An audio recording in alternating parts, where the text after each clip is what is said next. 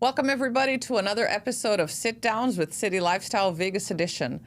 I'm Camila Soleil Ray, and we have here today with us the one and only fabulous Crystal Leisner, owner and stylist of Meraki Hair and Body. Yes. Welcome, Hi. Crystal. Thank you so much for being here today. Thank you for having me.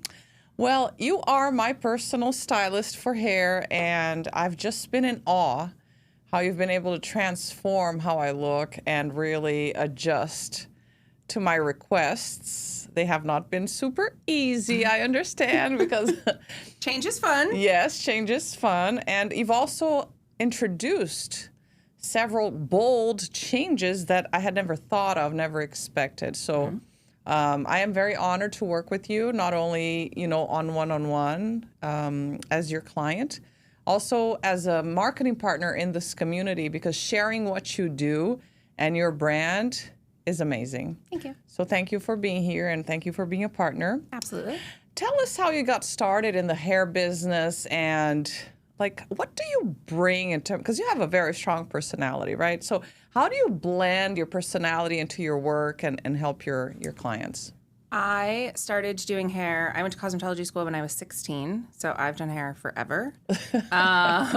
I thought that I was going to, I always loved doing it. I thought that I was going to go to cosmetology school and do hair as the job career while I went to art school. Okay. It wasn't technically a lifelong plan at the time. I went to school. I had a great salon that I worked at, and life continued, and I did many other things, and I never ended up going to any other schooling or doing. And I think a lot of people think, both as the general public, of what do you think when you meet someone and they say, oh, I'm a hairdresser, or parents when a child says that they want to be a hairdresser, it's like, well, that's not a career. That's not a job. You're not going to, that's a hobby, or that's something to do. And there are a lot of people who do it as that. You can do it kind of part-time or only make so much. But it's all what you get out of it. So it's what you put into it, what you get out of it. Like everything in life, Like right? everything. Yeah. And the more you can do it in a million different avenues. You can be a part-time stylist, a full-time stylist. You can be an owner. You can be an educator. You can be a salesperson. You can do a million things with it. And I think the background that helped me and what I enjoyed of it was the client connection. My other background is hospitality, so restaurants and bar and all of that, and then obviously art as a background. So bringing that all together creates the connection with the client. So being able to have somebody come in with, call it a problem or a want or a pile of Instagram pictures, or I wore this wig, I really liked it, what do you think? Oh, my God. Happens more often. It's not just you. It happens. And now AI and every unrealistic thing that there is. But being able to give somebody what they want, or solve somebody's, this always falls in my face, or I can never style this out the right way, or it never looks the same, or whatever all of those things are, or I just don't feel professional enough or grown up enough, or I got a new job, or I feel old, I feel like a mom, finding what suits that person and being able to have the consultation and the connection more than just, what do you want to do with your hair? Give me a picture and I'll give you your look. There's plenty of people who do that, and there's clients who want that. They don't want someone to ask real questions and tell them no and say, you didn't want that and this isn't good for you. And so it sounds to me that you're also somewhat of a coach when it comes to people's image and hair, and because what are your life goals? How do you want to be seen, right? How do you want to feel? It seems that you insert all these questions when you're doing your consultation. Very much. Yeah, so that's somewhat of a coach, Very right? much. And I like much more having, we typically have clients rather than customers in our industry. And I much prefer having long-term where I can grow with my clients, and I typically have the friends and the family and the, extended people to it that you're knowing their lifestyle, and I'm seeing them either out and about or in real life or on social media or at an event or watching them in whatever, world, life, work atmosphere, because those are the things that they don't necessarily tell us. When you come in, you might say, and most people come in on their day off, in the morning, at the end of the day, whatever it is, and, well, I didn't do my hair because I was coming here, or that they're casual of it. And then there's certain people that then you see them out and about or in a picture and you go, okay, this is all great, except you tell me, yeah, I do this. You don't. Right. Or, yes, I want this. And I had an old client of mine who was a wonderful friend as well. And she was a very high up corporate job, professional. I went to a speaking engagement that she was at and I watched her give this beautiful presentation, and the entire time she did this. Yeah.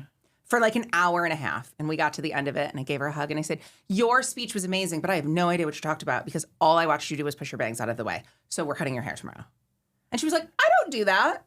And her husband was like, yeah, all the time. It's like a nervous tick. Yeah. So I like to be able to be like realistically helpful in those things. Uh-huh. You might come in and say, I want bangs. And I'm going to be like, well, but you only get your hair cut twice a year. So you're never going to maintain them, and you have a child, and you work with your head bent over, or whatever. Yeah. You have to pull your hair back. I care about those things, and more so about what your hair looks like and how you feel about your look the times that you're not with me, not just that it looks good when you leave me. Mm-hmm. If I can't do your hair and have it look good when you leave me, I shouldn't do my job. Like, it should always be able to. I should be able to do it better than you. Yeah. It's my job. Yeah. But I want you to be able to do it good enough that you are happy with it as well the whole rest of the time and have it fit into your lifestyle. And how do you do that? How do you make sure that, we can maintain whatever look? I ask a lot of questions. Yeah. I ask a lot of questions. I very much probably over-educate my clients on why we're doing what we're doing or how it works. I will show you, like literally have you come in with, bring all of your stuff. Yeah. Here are your products. Hold it in your hand. You're going to do it. Yeah, I've had a class with you. I've had a class on how to blow dry my hair, how to curl my hair. And it makes a huge difference. Totally. It's one thing for me to explain it, and not everybody's explaining it, but I can explain and I can say, are you using this brush? Are you using this product? How much are you using? And you can watch me do it. But until I physically put it in your hand, or I stand behind you, and I get very close and personal with my clients, as you know, and I'm like, okay, but you're going to do this. And I like, I'm like on you as if you're doing it yourself. It's different. And then when you do it and I can then say, switch your hand, put that in the other way, it makes a huge difference. Totally. Little things. And then we just slowly progress. I think people think, well, you're going to judge how I'm going to dry it, or I'm never going to do it as good as you. Well, I don't expect you to. Right. But even it's a reality. First of all, it's a reality, right? Yeah. Even if we can just mildly progress that, or we can find the way to work with it to make it easier, or just to make things faster. People are like, I'm not going to spend 45 minutes blow drying my hair. Right. Okay, well, if you're not going to spend the full time blow drying your hair, drying it halfway is probably pointless. There's no point. Oh, and this is a topic that I really want to touch on. Because one of the things that I love about how you work is you explain everything. So I grew up with the mom saying, you have to blow dry your hair. And I'm a very practical person. Mm-hmm. I'm like, why am I going to spend 5 to 10 minutes blow drying my hair, Mom? Because it's going to look better. I'm like, that's not a good enough reason for me. Yeah, that's not a good enough reason. I don't need to look better. Blah. Right? So when I come to you, you're like, you got to blow dry your hair. I'm like, oh, here we go again. Why? And then you explain to me the science behind it. It seals the cuticles. It keeps the moisture. It keeps the hair health. Yes. And that's one thing that you're very aware of, is to educate your clients on processes and ways to do things to keep your hair healthy. So tell us a little bit about that. Hair health, everybody, as much as people want what they want, like we want it to look a certain way. Yeah. We work in the beauty industry, so clearly vanity and physical appearance is important to us. So everybody like, oh, you shouldn't care. We shouldn't judge people how they look. Well, we do. We're human. We're human. We do. Yeah. It's natural. It is human. It is a good thing. It's how you stay safe and make first impressions and all of those things, as well as that's how you're judging your own self. That's how we feel about our own selves. It's our personal confidence and all of those things. We have to like what we see in the mirror. Everybody says, yes, I want my hair to be healthy. And probably 60% of people actually put hair health at the top of the list. Most people put, but I want to be this blonde, but I want to be this dark, but I want to change it, but I want, all the things. I care about your hair health because I care about your hair health, but also because healthier hair allows me to give you the color and the cut and the style that you want. Yeah. If you come to me with fried hair, I can't do more things to it. Like there becomes a point, hair is a fiber, it's natural. So it's no different than silk, cotton, wool, anything else. Once it's dead and sad and fried, it's dead and sad and fried. We have to wait for new hair to grow. I love it can't come back. I love that. It's not an analogy, but I love that explanation because I had never thought of it that way. Yeah, it's all the same. So we can bond repair and we can Olaplex and Wellaplex and B12 and K18 and all of the things. Your hair is dead. That's why it doesn't hurt when you cut it. It's dead. Wow. It is alive under your scalp. And yes, we say, oh, the dead ends. That's like it is garbage dead, gone. But your hair is physically dead. So it can't change. I can take a plate and I can throw it on the floor and it cracks. It's in two pieces. I can glue it back together. That's our bond fixers and conditioning treatments and sealing and healing and all those things. And I can change molecularly the color and the shape, whether it's a perm or a straightener or whatever of your hair. I can't make it never broken. That plate is now one piece and we can paint it and make it all one color. It's still always going to be more fragile and more susceptible to breaking on that line. And it's still, in fact, if we look at it enough, broken. Right. Your hair is the same way. The only way you get perfect, happy, baby, amazing hair again is that it grows new. Your internal body and your blood and your diet and your vitamins and whatever else you put into your body comes out in your hair. So to the same extent, we want healthy hair. So it matters, and everybody says, and I send every human alive with leave-in conditioner and heat protectant and all of those things. But what you do internally is what allows your hair to grow. Externally, we can only keep it from what it grew as and keep it to that extent, and then external world breaks it down from there. Your internal world is what gives us what it grows as. So my hair's so dry. How can it be not so dry? What can I use? Drink some water. Yeah. Eat an avocado, take a fish oil supplement, go have sushi, eat salmon, like all of those things. And nobody likes my answers. But because they want a quick fix. But that's true. Right? Yeah. Like, yes, you can quick fix and I can say, use heat protectant. What shampoos are you using? Wash your hair more. You're drying it out. We live in the desert. Yeah. It's 120 degrees outside. And these will complement what you're doing inside already. Right. Right? What you're putting into your body. But I can only come from what I start with. Yes, for sure. So if we start with, I always use hair in pasta analogies because most people understand them. So if your hair grows as... we're going to say linguine because nobody knows what bucatini is, apparently. Bucatini is a long-shaped pasta with a hole in the middle of it. It's very thick. But if your hair grows as linguine, it's thick. You have a lot more substance of life for it to naturally wear down and soften and shape. If your hair grows as spaghetti...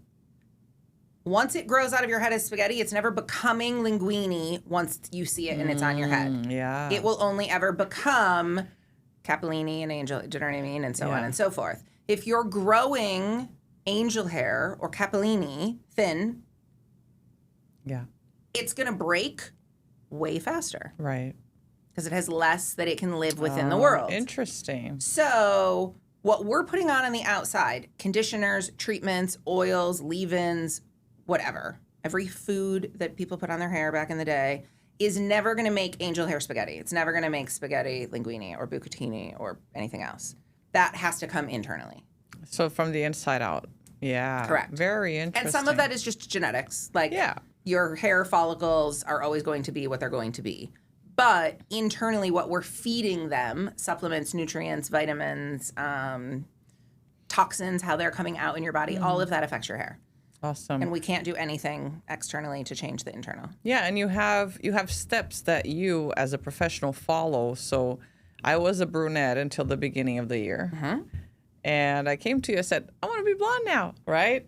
And it took about 3 to 4 sessions with you, appointments, to be able to have that blonde color. Yes. And then a few months later, I want to be platinum now. And now we're working towards that. We're progressing. So I love how you just take your time and you explain to your clients, this is what we're going to do to maintain hair health. I just love that so much. My reasoning for those things, and there are people out there that would do it in one session. Yeah. Or they would try to do it in one session. And depending upon your hair, you might get there. I personally don't, for a multitude of reasons. Hair health in general, like there comes a point where we can only lift the hair so far, so much at a time and healthy, and you've got to lift through levels of coloring system. Secondly, it's time. It's how much time are you booking out to do it? How much time is the client booking out to do it? How much focus and care and all of those things. The other thing comes into price, truthfully. Regardless of whether somebody can say, it doesn't matter, I'm going to pay for it over X amount of time, or I'm paying for it up front, or I don't care what it costs, same thing. People will come to me and say, you can charge me double, I want it done all in one day. 90% of the time, I'm still going to tell you no. Because it's not just about that. It is about what your hair can withstand and getting there and processes. But cost also does come into play, because then it becomes, on both sides, you as the client are either saying, okay, great, I will spend $900 to get there. But then we have to figure out how to get it there. We internally, most hairdressers do this because we care and we love about our clients and our people, and everybody emotionally is like, I can't charge you $900 in one session to do your hair. So you're going to undercharge for your services if you're doing more in a small amount of time. The client thinks, oh my God, I spent so much. I can't believe you charged me that much, rather than breaking it down. And it's just the amount of timing. I don't care. I talk all day long. Usually you can't talk to somebody for that many hours straight. So it's not an enjoyable experience. Right. And the experience of being in the salon is just as equal to what it looks like at the end of the day. You want to enjoy that. It's the whole package. Yeah. So I normally go through and explain and say, this is how we'll start. This is what we'll do. We'll see how we go. We'll evolve. Secondly, as you have learned through this process, just because you start here and you bring a picture and you want to be here, it's a shock. Oh my God, yes. And it's a much easier thing to gently progress and have. It's still a shock every single time we do, because it's still a major transformation each time. Sure. But it's only like a 2-step transformation instead of like a 12-step transformation. Yeah. So it also helps ease the client, the life, the maintaining, the things into what you're getting to, because sometimes we change our minds halfway through. Let's alter, this is great, I like it. You know what, I thought I was going to get, and sometimes we need to, we don't like the in-between stages. Oh, I don't like this, I should just go back to what I was. No. Or this is our plan, we're almost here, like we'll get there. So it is. It's very much that coaching. Yes. Of like, we're in this together type of thing. Similar, there's times where people come in and we've already been through something, and you'll come and say, I want to do this. And I'm like, we tried that. We didn't like it. I know, but I want to do it again. No, remember you told me we're never having bangs again? I'm not doing it. And usually my clients, and usually people really love that. And, they're mad about it for a minute or a day, and they come back and they go, thank God you didn't do that to me. Don't ever let me do that again. That's so funny. And sometimes people leave and they go and they find somebody else because they're like, nope, I'm going home and I'm cutting my bangs. Yeah. And then they come back. We have to fix it. Yeah, very good. We have to fix it. But it is that it is for the bigger picture. It is for the hair and skin and nails and everything else that we do in our industry are very, very big, important things that matter towards your internal feeling. For and sure. And it's your external presence that you put out into the world, and your hair and your skin are seen by every single person every day. You can't really hide them and cover them up much. Unless you wear a burqa. Yes. Right? Yeah. Well, maybe the next business is designing burqas. But it matters. If you don't like how your hair comes out, you can change your outfit 17 times and you're not going to like it. Oh, yeah. So there's so many things that, if you feel your makeup came out great, your hair looks great, you really love it, you feel better about everything else. You can be more neutral or more relaxed or more casual in other things if one thing is the glow, the star that makes you happy of something. Makes sense. The other thing, which I don't do a ton of, but the other thing that I recommend to people, and same thing that we talked about, is when you change your hair, other things usually have to change around it. So same as picking, are we doing a warm color or a cool color? What looks good on you? People will come to me and say, well, what do you recommend? Well, I can't do this. Well, I don't think I like this. It's washing me out. Okay, well, that's because we're also getting to the next stage of platinum that is cooler. It is also we can choose something that maybe isn't perfectly fitting and aligned, but then we're going to change something else to go along with it. Maybe you're going to change your makeup. Maybe you're going to change the clothing colors that you wear. I have colorful hair. My hair is always a different color. Yes, it is. How many colors do you have? This is really colorful for me today. Yeah. But this sweater I've also had for a million years, and it lives in my closet until my hair is either pink or purple because it depends. You have to change so that you're complementing or contrasting. Right. I typically wear neutral colors. I wear a lot of black and white and, beige and cream and tan because that all works with my hair being pink and purple and beautiful and all that. All of the things. Yeah. Same thing with creating a balance of proportion between layers, volume, bangs, how long our hair is in terms of face shape and bone structure and glasses and earrings. And are you wearing a collar? People who wear collars tend to adjust their hair is either not going to fall in that midsection right here because they have a lot of clothing and collar and things. When we have shorter hair, sometimes we wear bigger earrings because we're looking to compensate. Other times you wear shorter hair, now you can wear smaller earrings because they're seen. It depends upon the bone structure of your face. Right. So a lot of things involved. A lot of things. And you have a newish project called In the Chair with Crystal. So tell us what that is.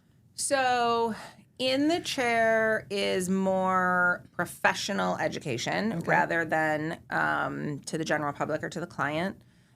We started out I originally started it in really 16, 17, and then again in 19, and then it really became last year. So it's always kind of had its little tidbits of place, but it's real now, and it's almost a live website. So it's called In the Chair or In the Chair with Crystal? In the Chair with Crystal. Okay. So its focus is educating stylists, mildly geared towards new stylists, but not necessarily. Just anybody looking to grow. I'm not necessarily teaching, this is how you do color, this is how you formulate, this is how you cut hair. There's a million people who teach it. I'm also not teaching you this is how you market on social media and how you run an algorithm and post a picture because there's other people to do that. And I hire people to do that, so I can only do so much. But everybody usually only teaches their one small niche. Or people now are just teaching everyone how to fill your chair or how to transition into something else when you're burned out or when you're not making enough money. I don't feel that people are really teaching how do you just do it in the first place to become successful and make money, or how to, this is in fact a business. We do this because we love what we do and our art and our creation and clients, but you're still trying to make money. You should in fact make money and run a business. Right. And then on that same premise, you should pay your taxes and not be poor. You can make a lot of money in this.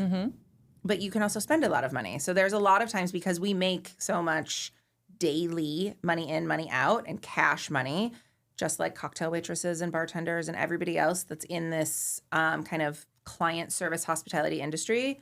You make money, you spend money. You make a ton of money, but you're broke and you have nothing to show for it. Right. So I'm trying to go through and show how do you pick what salon to work in? How do you pick renter or commission? How do you choose how much to charge? How do you choose what product to use?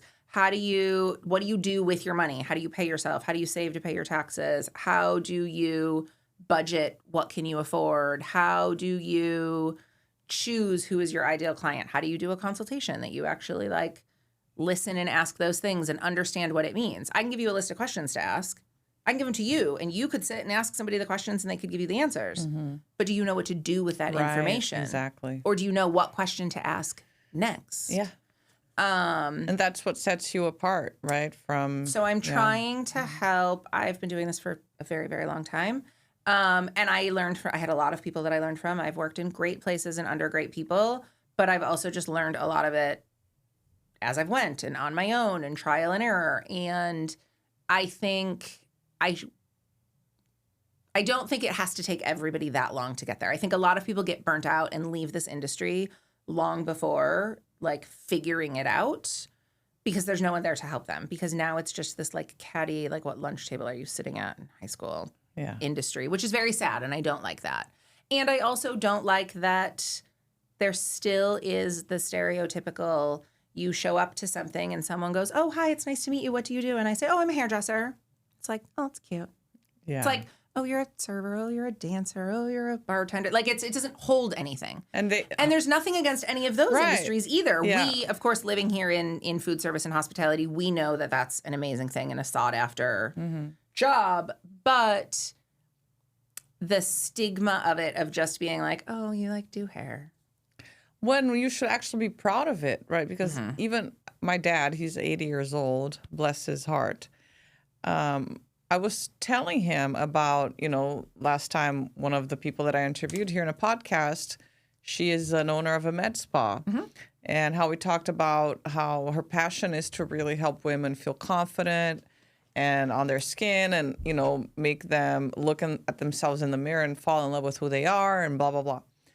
And when I presented that perspective to my dad, he just like looked at me. That's interesting. Because we really don't think about the importance of our images. Yeah. Right? And we have to love what we see in the mirror. Because that is the first step to loving our lives, loving ourselves, and being confident and really believing in ourselves. Totally. When we don't like what we see, how are we going to feel about our lives? Right? Yes. I learned that years and years ago when I was a personal stylist back in Brazil. I was like you. I was a coach. I wasn't just a personal stylist, right? How do you want to be seen? How do you want to feel? So I think it's also a lack of education of people in general, of the importance of what a hairdresser does, a hairstylist, cosmetics in the face, whatever. It's just a lack of understanding, a lack of knowledge. And it does, we go through, as people are getting promotions or moving up in jobs or graduating from high school and getting a first job or getting the divorced, first corporate or getting divorced or married and children. And we know so much of our clients' lives, and we are there for all of the important and the sad and the transitional and I just need a change in my life, so I'm cutting my hair off. So I'm growing it long. So I'm getting extensions. I'm changing the color. I want to reinvent myself. They come to us. That's what we do, as well as to feel good. Like sometimes, and we've been through all of those things. And then obviously we all lived through COVID, where the amount of people that also maybe don't have an outlet anywhere else. They either don't have someone who says, this is a good idea, this is a bad idea. You look amazing. Good for you. You totally can do it. That we're giving somebody that confidence. Or sometimes when we're saying to somebody, that's a terrible idea. Don't do that. No, this is not going to be a beneficial thing. I understand that it sounds good. Let's figure out why. If you came to me tomorrow and said, Crystal, we're going back red, I would be like, why? And now you change your color enough. That's fine. There's certain people. If I am a regular client and I said to you, tomorrow I'm going to cut my hair and it's going to be 2 inches long and it's going to be black, you'd think nothing of it. Right. That's not out of the blue for me. Right. Someone who has had the same thing forever with me, if you come in and say to me, I want to cut all my hair off and I want to drastically change the color, I'm going to, what's happening? Because, and maybe you need that change, but also, like, we've been through all of those things. Sometimes they need someone that says to them, absolutely not. That is a terrible idea. You are not doing that. But I love that about you. We remember and have lived through all of the things, the good, the bad. We've had people that come, they don't have anyone, they don't have friends to talk about things with. And you can always tell when someone comes in, and I obviously have a large open floor salon and lots of people, and there's times where, and we all make friends with each other's kind of clients, or we'll go in and make the comment or be part of a conversation. And sometimes people leave and we're all like this, oh, I'm tired. That took a lot out of me. Like, she's such a sweet person and I love her, but like, I'm exhausted. Yeah. Because we are giving that energy or matching that energy, or we're taking from you what you, I don't know, have to get rid of. Need to get rid of. Yeah. That was what I was going to say. So there is a lot to it. Yeah. And it is so much more than just doing the hair. Yeah. You got to do good hair. Like, that's the other thing. That's the goal, right? That's the goal. You still have to do good hair, but it's the connecting with your client. And, I mean, if you connect with your clients and build a good clientele, then you just also enjoy what you do. Right, for sure. And then your clients build and refer you your own people, and you just kind of accidentally end up with a salon and too many people and not enough time in the world. Yeah. But and so with that, how do you keep this balance? How are you able to show up for all of your clients and your business in this new project? Like, be very present with everything. How do you create the balance? Well, a lot of years ago, I tattooed the word balance on my shoulder because I thought it would help, and it was not the answer. It's a reminder, did you think that was but it gonna was not help? the answer. Well, 'cause, like, you know, this is my reminder of like the weight of the world on your shoulders. Oh, that's a good one. Yeah. Yeah. Well, yeah, I wasn't kidding. It's there. But time blocking and really working on a schedule is important. I have a hard time saying no, so I should be better with time blocking. But I found I started it probably just before I opened this salon. So we've been open 8 years now. Taking breaks, physically leaving Clark County. So mine was, I had to leave Las Vegas, Clark County, for 3 days in a row. Was my, like, you always had a reason of something to look forward to or something that you were just getting back from. It didn't really create balance because then it just made me work more in the rest of the time, which is mildly good when you're growing a business. But it like justified it to me. So it was it's totally okay that you're working late nights because you're going away next weekend. Oh, it's totally fine that you're working more and you're busy because you just came back from being away. And I had to physically leave Clark County because that was the only way that I could not say, oh, I'm off today. And I'm like, and you're like, oh, but I have this event that I have to go to. You know, okay, well, I'll come in just for you in the morning. And that was always my thing.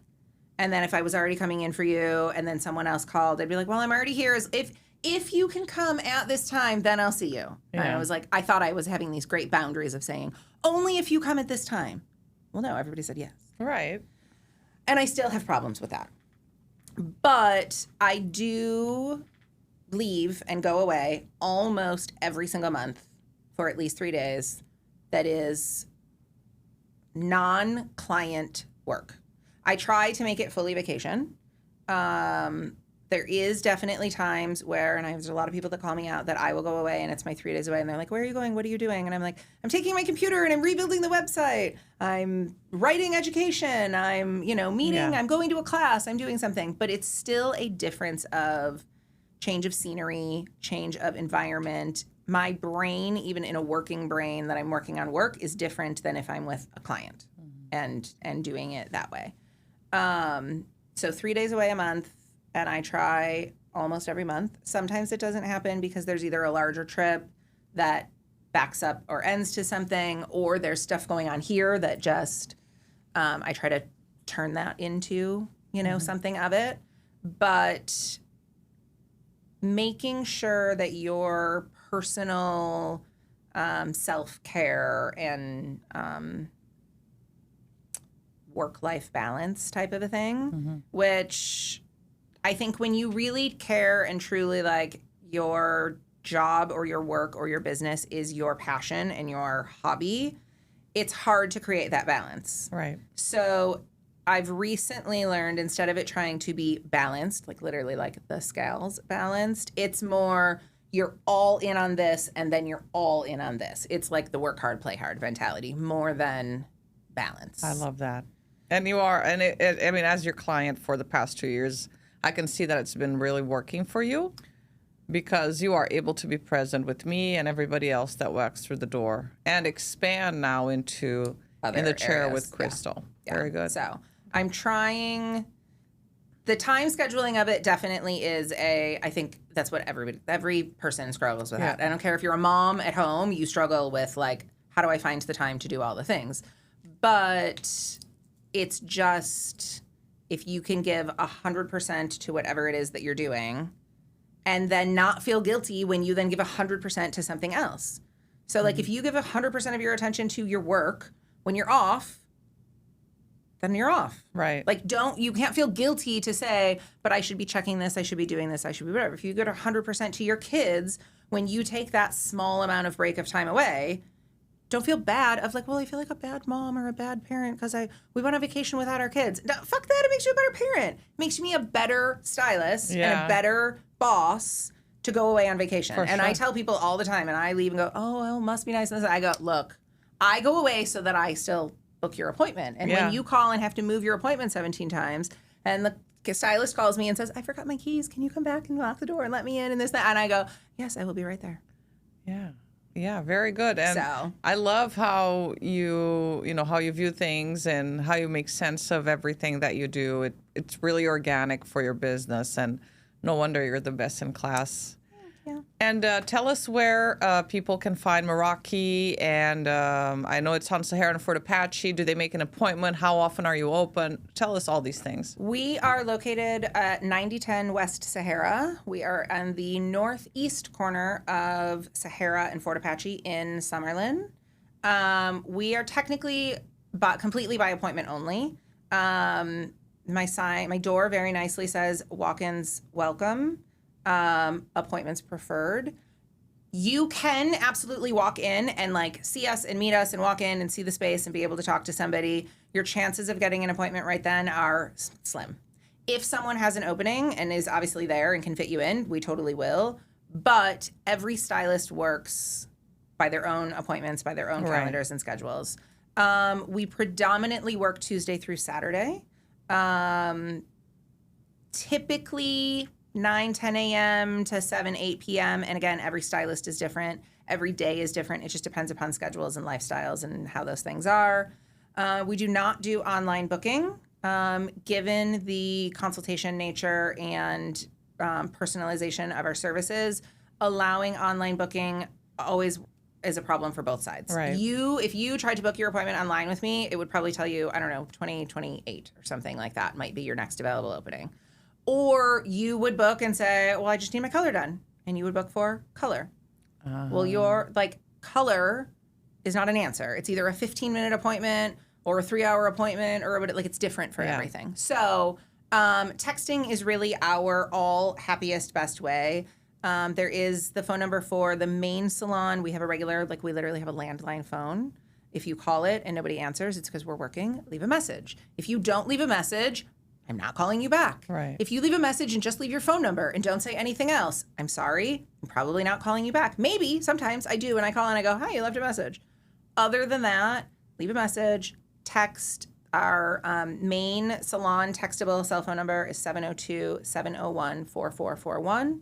Every single stylist is available to book their own appointments with their own phone numbers as well. Our website has links to every single phone number, every single Instagram, everything that can possibly be. You can email, you can text, you can email and text the salon. Basically, it comes to me. There is not 17 people that work for us. It comes to me.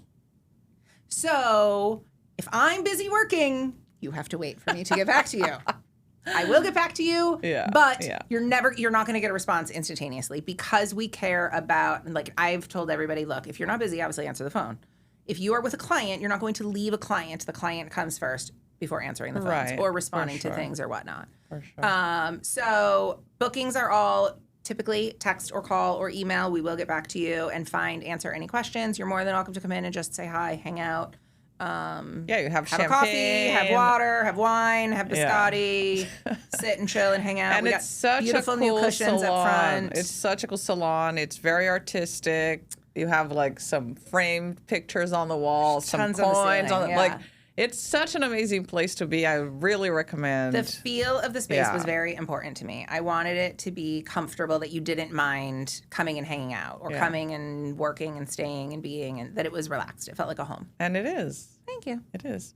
Well, thank you so much for being here today and enlightening us with everything hair and confidence and self-esteem and education. It's a pleasure. Thank you. Thank you. And thank you so much for watching and listening. Please share, like, subscribe, and stay tuned for more best of class and local businesses here in our podcast. See you later.